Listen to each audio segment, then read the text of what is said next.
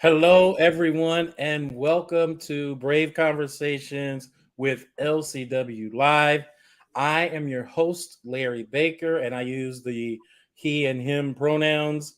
Today, we will be having a very timely discussion that celebrates Asian American, Native Hawaiian, and Pacific Islander Heritage Month by deconstructing myths and microaggressions that are faced by the AANHPI community today and throughout history, if we're honest. So, since 1992, May has been recognized as Asian American, Native Hawaiian, and Pacific Islanders Heritage Month in the United States. So, how can we honor those lived experiences of this diverse community and show up as authentic allies coming out of a pandemic that increased anti-Asian hate crimes, and discrimination?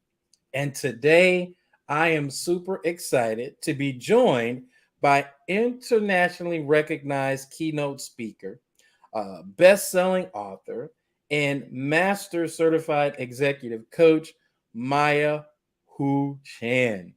Maya specializes in global leadership, cross-cultural management, diversity, equity, and inclusion. She is the founder and president of Global Leadership Associates, a global consultancy that partners with organizations to build leadership capabilities and enable profound growth and change. Her latest book, Saving Face: How to Preserve Dignity and Build Trust, is an Amazon #1 bestseller. And her book, Global Leadership, the Next Generation, was a Harvard Business School working knowledge book. She is a contributing author of 14 business books and a columnist at Inc.com. So as you can see, Maya is not really that busy. Just kidding. Maya is super busy, and I'm super excited that she's here. She was born and raised in Taiwan. She lives in San Diego, California now. Maya is fluent in Mandarin, Chinese, and English. She earned her master's degree from the University of Pennsylvania and her BA from National Cheng Chi University in Taiwan.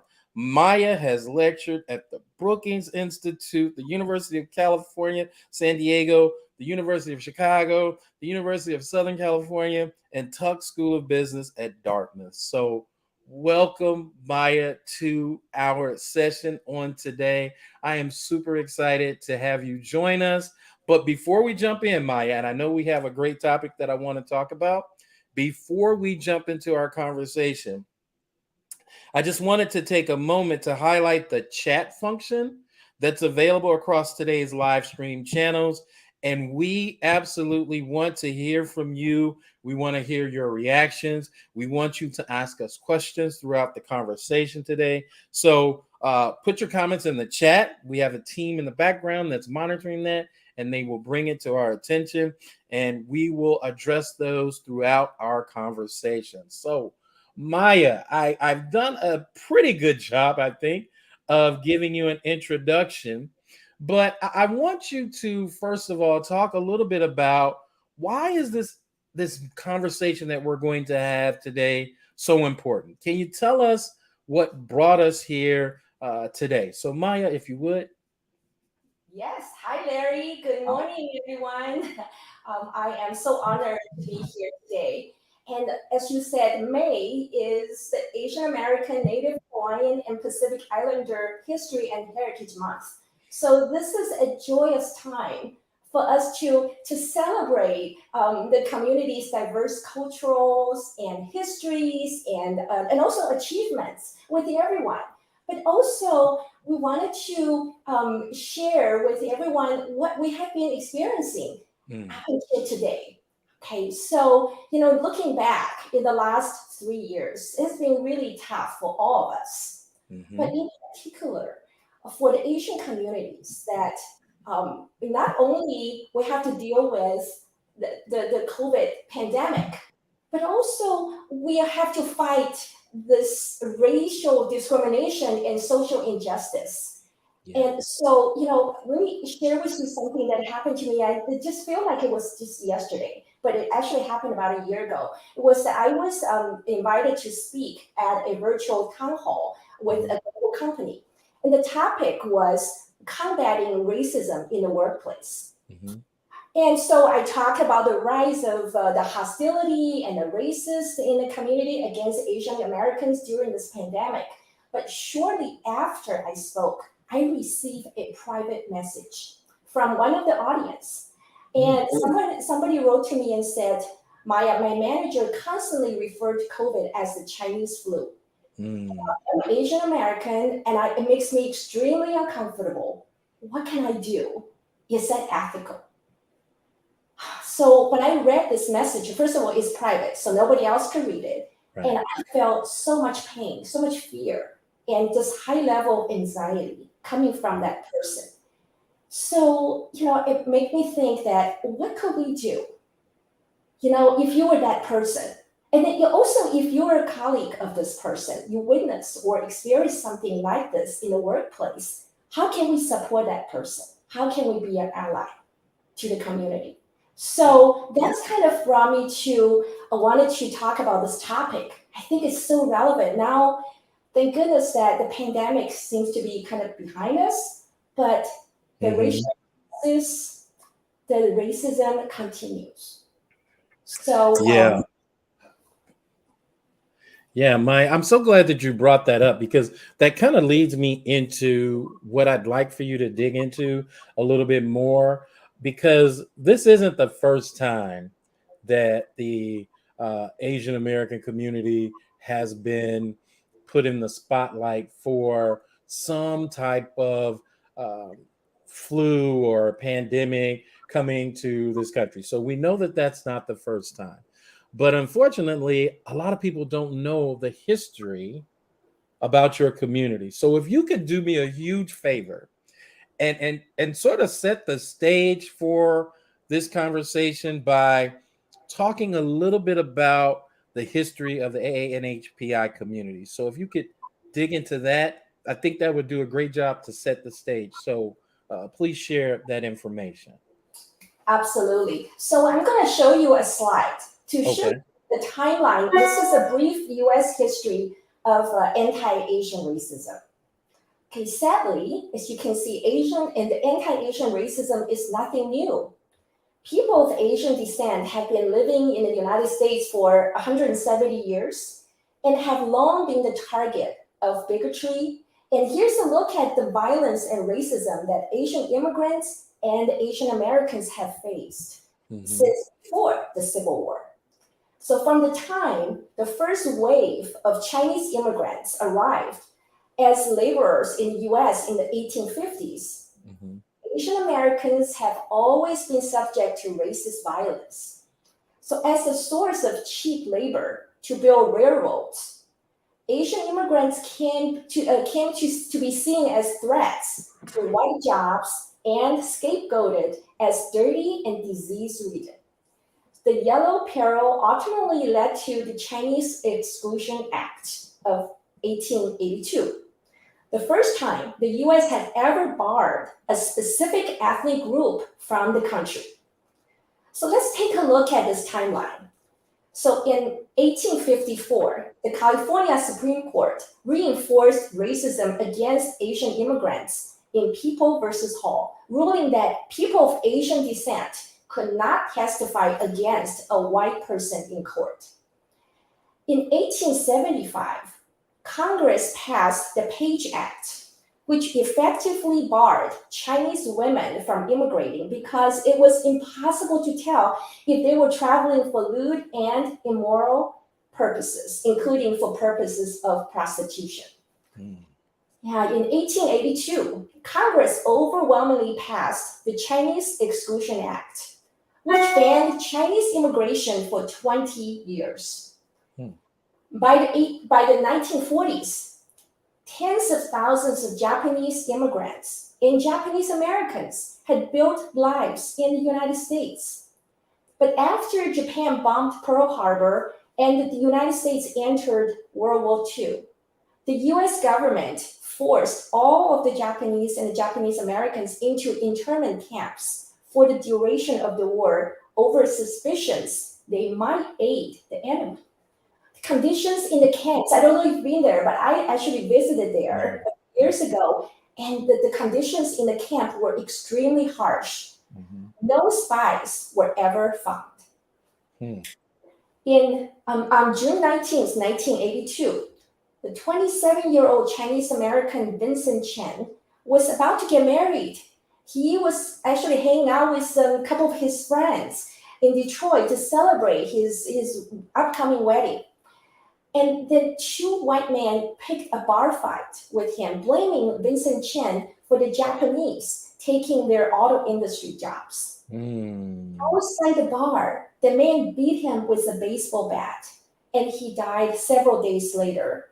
And the judge gave the man probation and a $3,000 fine.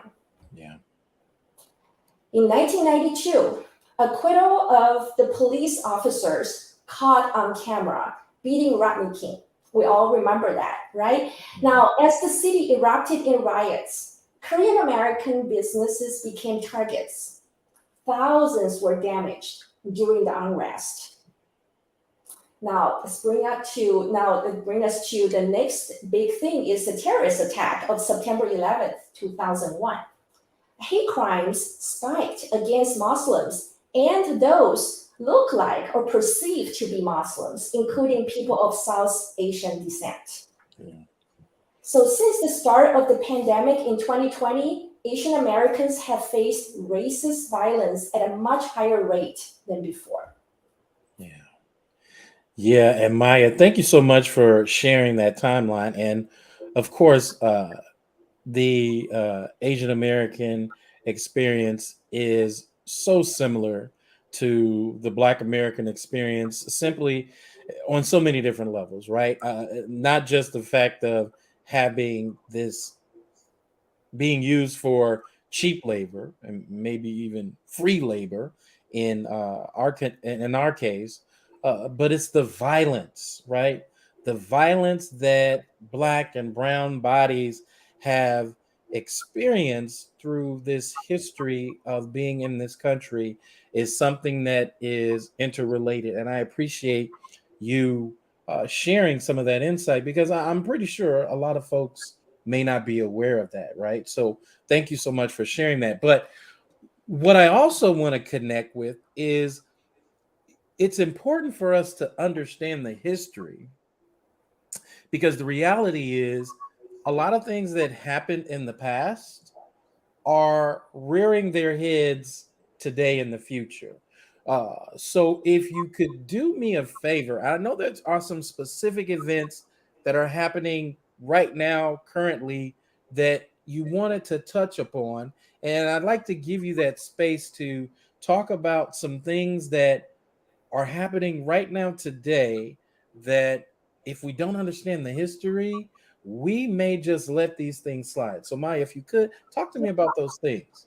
Definitely. Well, so very recently that you start to see there is this dangerous pattern of states across the country introducing legislation that would restrict and prohibit citizens of select countries from owning properties in the US. You start to see that the history seems to be repeating itself, right? So just a few examples. In Texas, the state Senate is advancing SB 147. It's an anti-immigrant bill that would prohibit citizens of China and other selectively targeted countries from buying homes and business properties. And the Florida state legislature is moving forward with legislation that would similarly prohibit land ownership for citizens from certain countries, including completely banning Chinese immigrants from owning any properties, even homes. Yeah.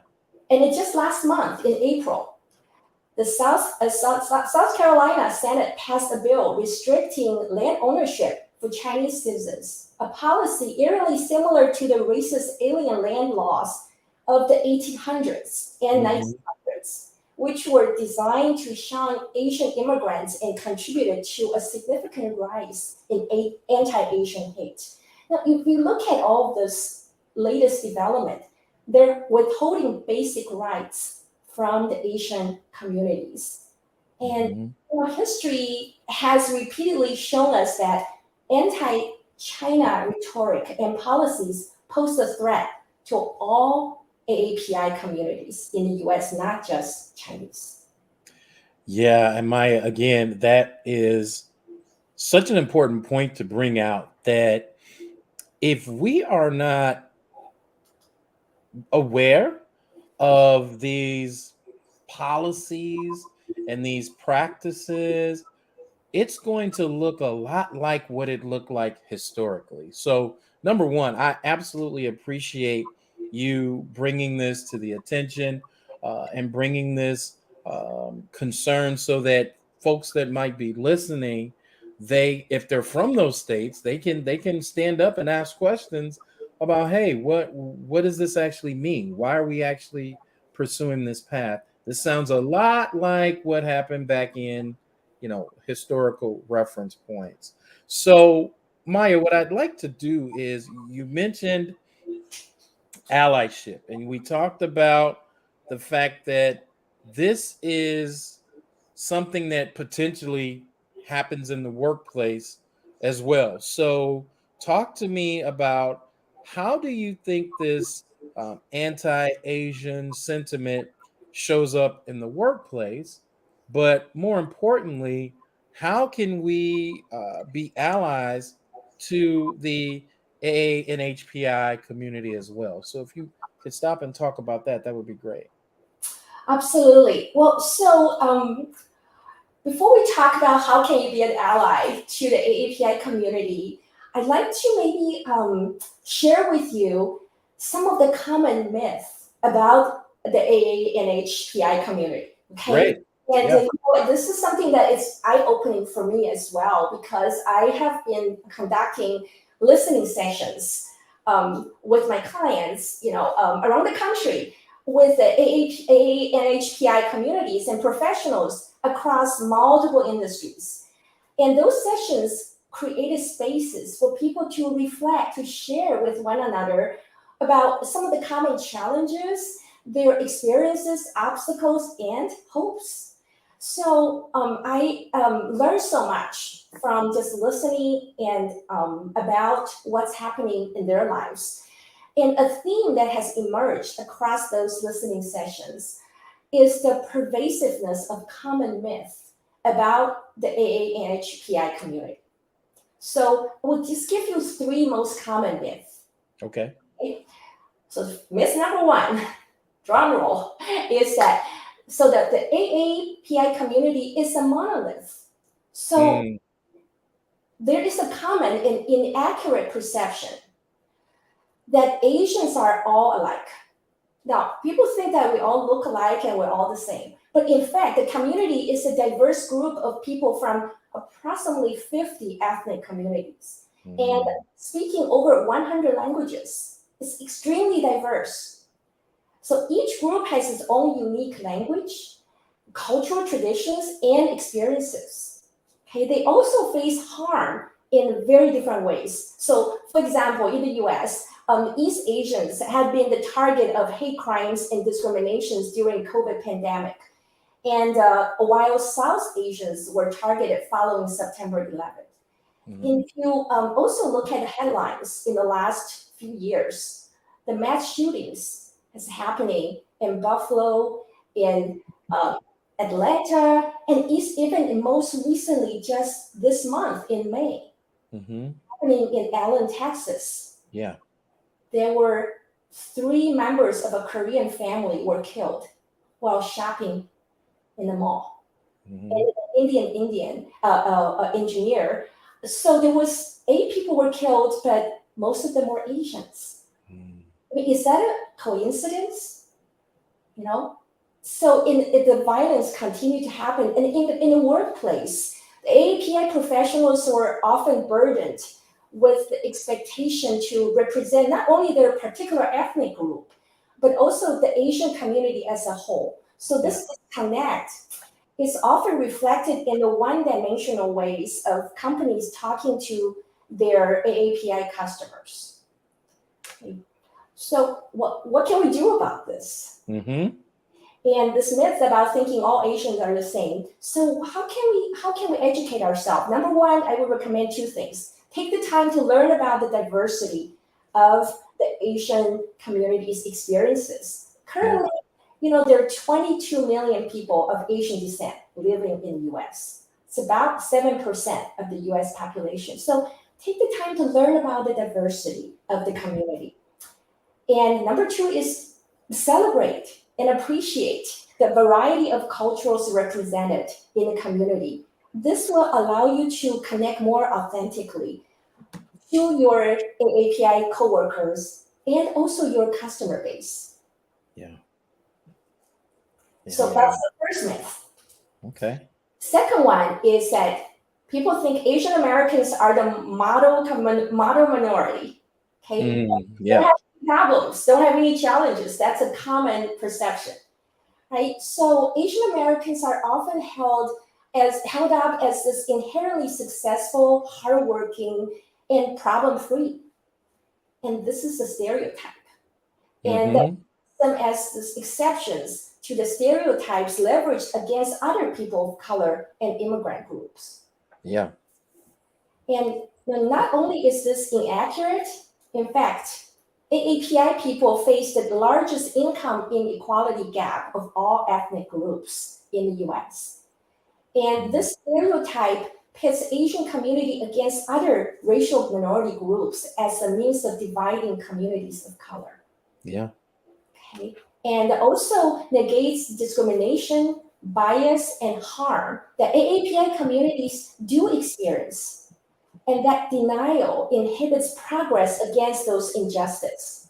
So when we hear this, Asian community is the model minority, it may sound like complimentary, kind of harmless, but in fact, it erases the hardship that many AAPI communities face. Yeah. And often serve as a cover for racist and discriminatory practices. I agree 100%, Maya. That's one of the things that I've always tried to share with individuals that wanted to understand, what were some of the conflicts with the Asian American community and the African American community. And one of the biggest things was this myth that the AANHPI community, they were the model, that if they could do it, why can't you do it? Well, the truth to the matter is there were some things that were going on systemically for the AANHPI community that were being withheld from the Black community. But it's ultimately to get to what you said. It's to separate us. It's to divide us. It's to pit our community versus your community versus this community versus that community, when in reality we are all subject to that racism and that discrimination and these unfair and unjust policies. But they want to divide and conquer, just like you said. I appreciate you saying that. So what's the other myth, Maya? I know you said 3, and I think I only caught 2. Right. So the third one is that people think AANHPI people don't make good leaders. Right? And so that's the perception.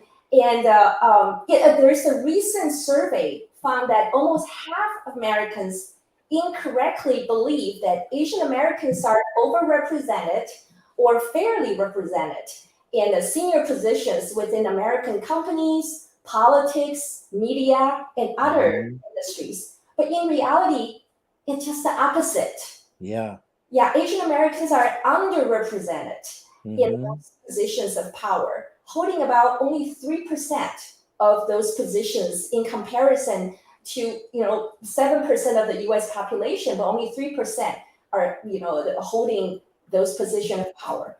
And Asian Americans have the lowest degree of representation in political office compared to any other racial and ethnic groups. Yeah. How about in the workplace? Yeah.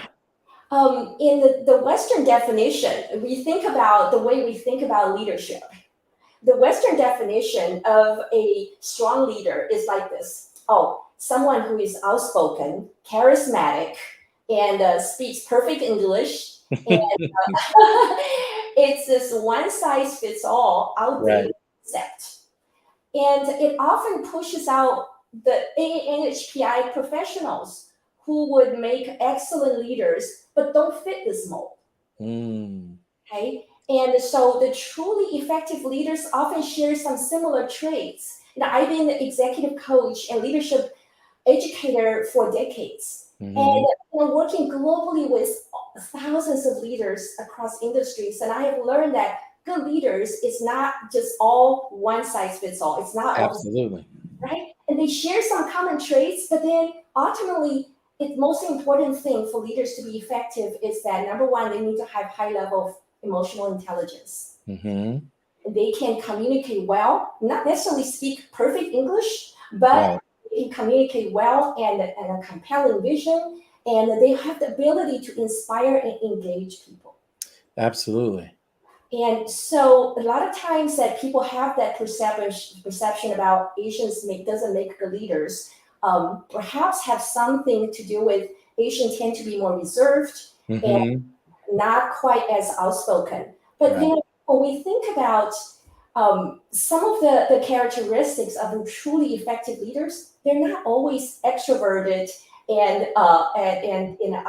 constantly talking to people, but it's really bubbly. But then when you're looking for people to promote or into leadership positions in the company, check for potential biases that could be impacting your decision or even your search. And acknowledge that the Western stereotype about good leader is very limiting.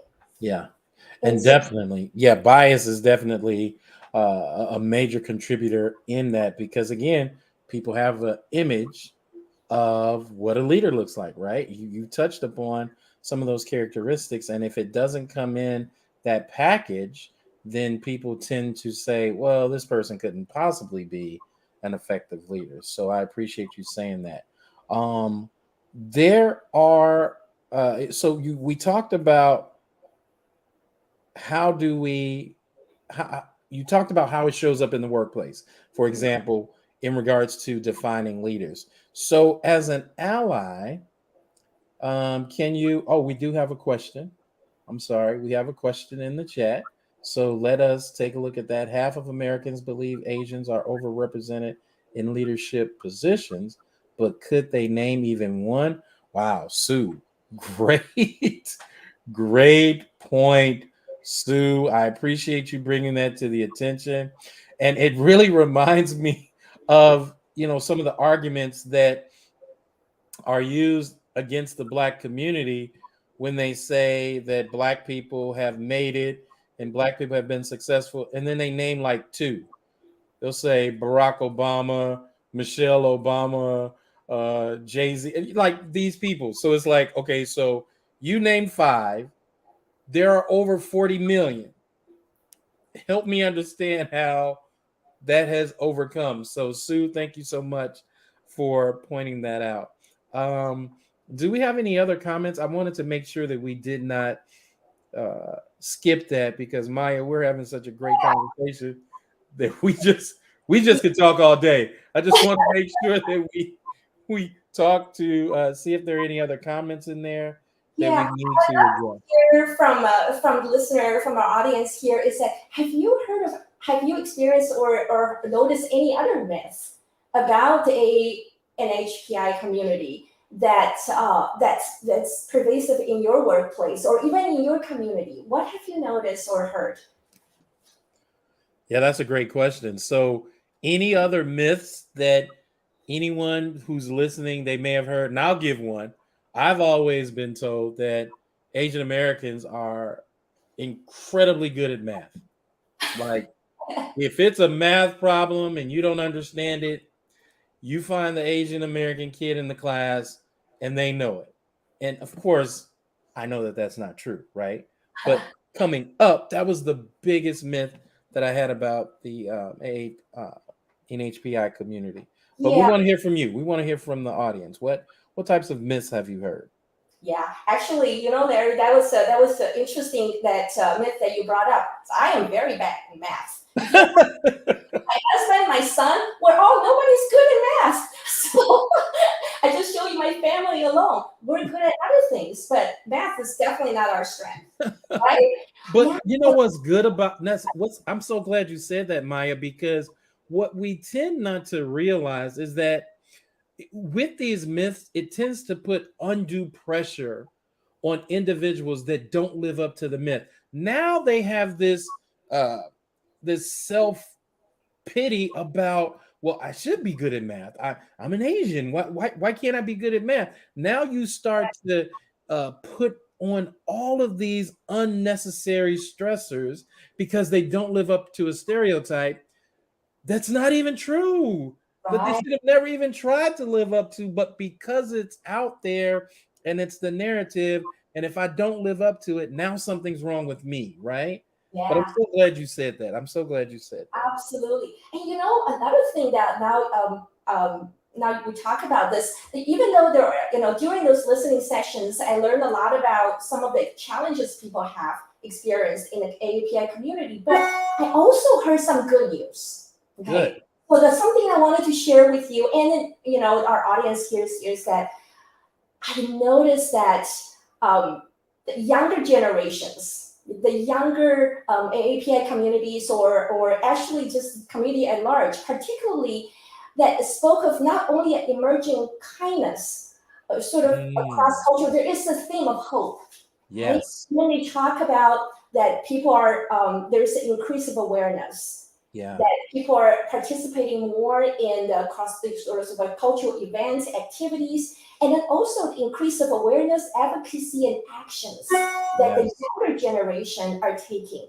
So, I think that there's definitely hope there, and we can all work together to continue to combat those myths and to try to understand what's the real truth behind all the stereotypes, and then just get to know the community, get to know people better. So Maya, you're starting to go down this path, and I really do want you to dig into some more specifics. I want you to give us some actions that we can take to be an ally to the AANHPI community. So if you could give us some specifics, like you talked about, and what's ironic about one of the first things that you said was to get to know the community.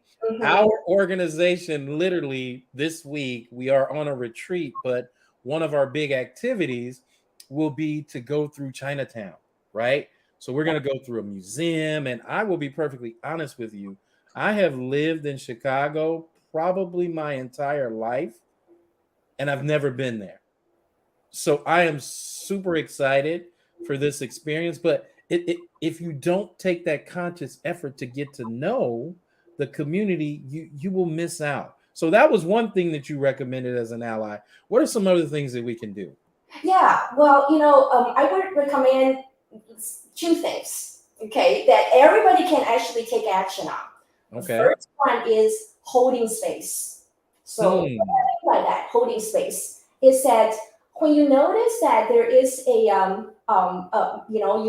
your Asian colleagues at work, they may have experienced acts of hate or discrimination, or perhaps that they just seem really quiet, and you reach out to them, check in with them, to ask them how you can support them, how are they doing, right? And then even if they have not directly experienced any racism or hate crime, but then they are still impacted by them.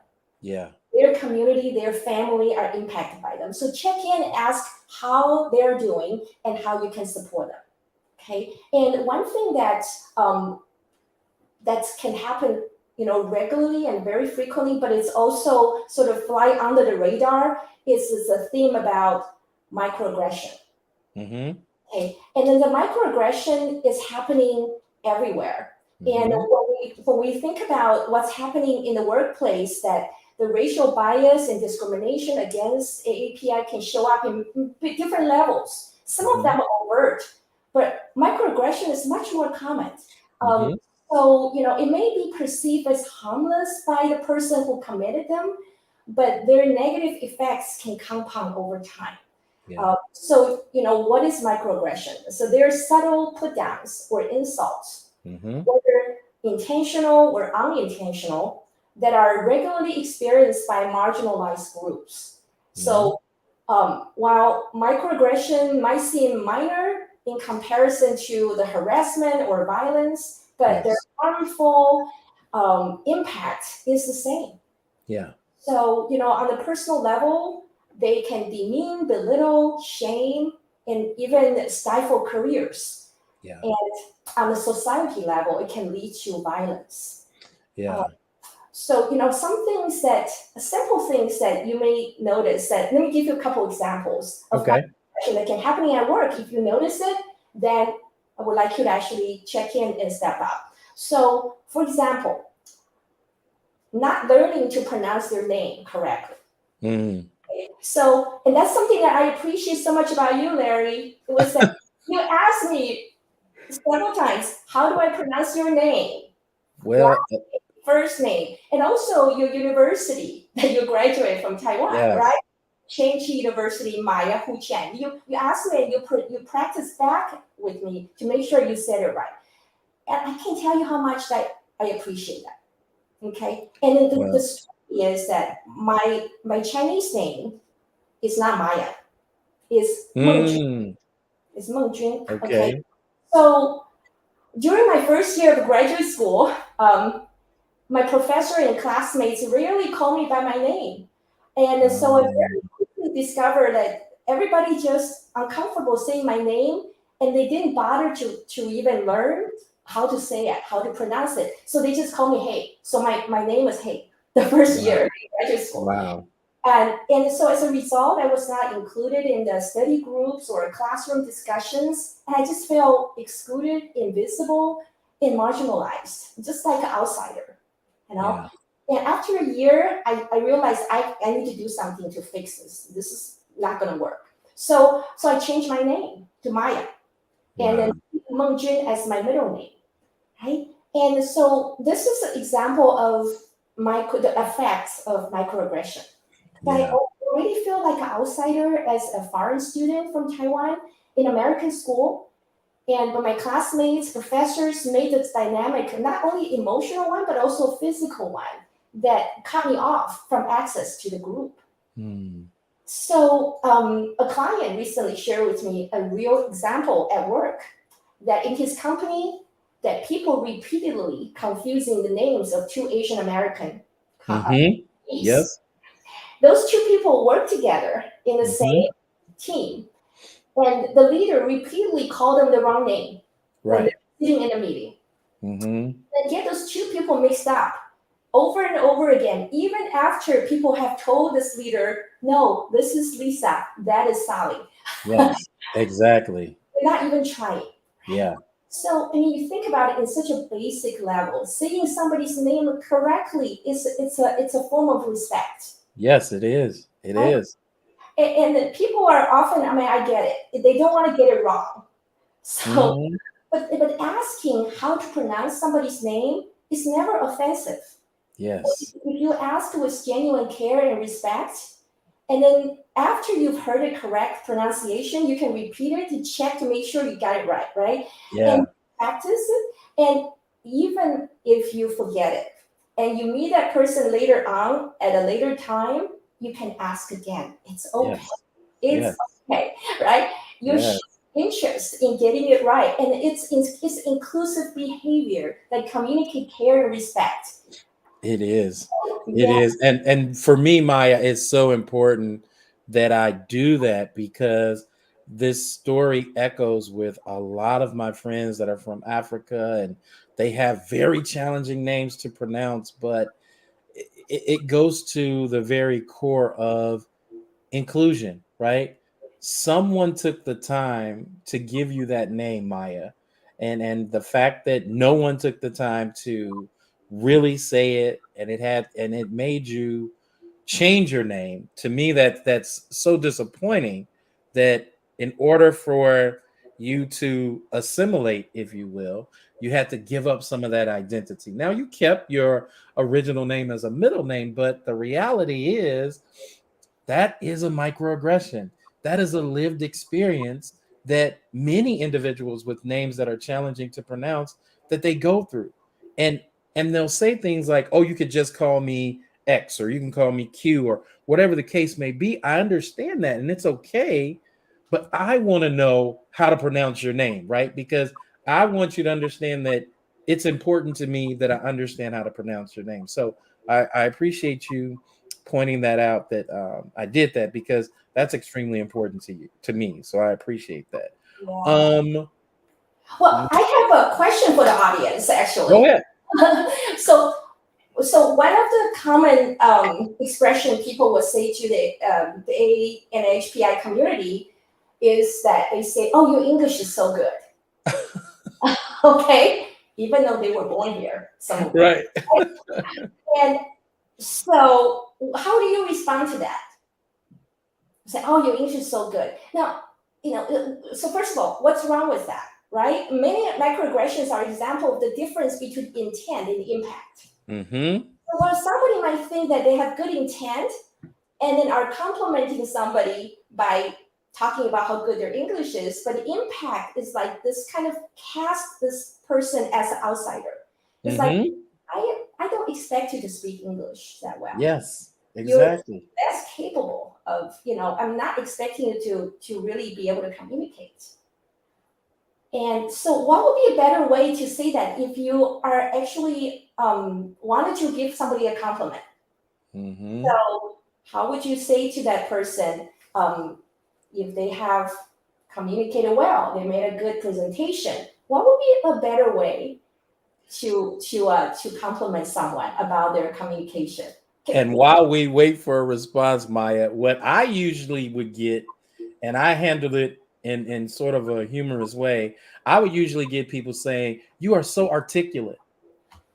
Larry, you are so articulate." It's And great. my response, knee jerk, was, "So are you." It's like, and so are you. That is awesome. You are so articulate. And it threw them off, but it sort of let them know that, I understand what that comment really means. So I want you to be aware of it, but I say it in a way that's humorous to kind of break that conversation from going down a path that we really don't want it to go down. So that was usually what I would use when someone would come up to me and say, "Oh my goodness, you're so articulate." I was like, "You know what? So are you. I am Yeah, super proud of you as well." Right? absolutely, absolutely. Yeah, I wonder if any of our listeners have any idea that how you might compliment somebody for their communication. That someone perhaps English is not their native language, or how do you compliment about their presentation skills? Um, so I would say, like, I think I like your comment, Larry. It's like, "Oh, you're so articulate," right? And or sometimes you can speak to the specifics. For example, "Oh, I love how you open your presentation. Mm-hmm. That was a very compelling story." Yes. Or you can say you summarize that complex idea so clearly. Mm-hmm. Okay, so stick to the specifics. Yeah. Yeah. The behavior, right? The behavior. That's what I often tell people as well. It's not that you can never tell me that I'm articulate, but you need to tell me what was so articulate for you that led you to that statement. So I agree 100%. So thank you so much for that, Maya. Maya, we are getting close to our close for today, but I want you to share with our listeners. I mean, I've given some of the things that you've done, but I have nowhere touched the surface. So, how can folks get in contact with you to learn more about you and what you do and your services? If you could just share how folks could get in touch with you. Yes, it's easy. You can go to my website. It's Maya Hu Chan, MayaHuchan.com. And you can send me an email, you can send me a note, and then we can connect. Awesome. Awesome. So thank you so much, Maya. I will ask once again if we have any comments from the audience before we move our session to a close, I wanted to make sure that folks had an opportunity to ask the questions with the experts that we have on the call today. So, do we have anything in the chat? Well, here we go. It's coming. So Sue says, our name is the most important word in our lives. Absolutely. Great point about inclusion, belonging. Always okay to ask again and again. Thank you so much, Sue. I appreciate you saying that. Definitely appreciate that. Thank you so much, Sue. Thank you so much. So, this has been such a great conversation, but the reality is, it really doesn't stop here. And what we are hoping that you do is that you take some of the things that you've learned here today and you share it with your friends, you share it with your coworkers. And again, thank you so much, Maya. I appreciate the conversation. I've learned so much from you, and I know that we will continue to learn from each other. So thank you, thank you so much. Um, It's uh, my honor, Larry. Thank you for having me. And if I may say as a conclusion, is that when we think about allyship, right? It's a mhm. verb. It's not a noun. Right? So Yeah, it's really based on our actions that we take and the things we say in the moment when yes, allyship is needed. So if it's everybody's responsibility to speak out and take a stand I against hate and racism I with appreciate for that. us. So this work has already begun, and let's continue to work together Yeah. and make our community, our society a better place. Yeah, Thank thank you. Thank you. Thank you so much, Maya. Thank you all for joining us today. I really hope that you gained something from our conversation that we had on today. And again, my name is Larry Baker, and this has been Brave Conversations with LCW. Thank you so much. Have a wonderful day.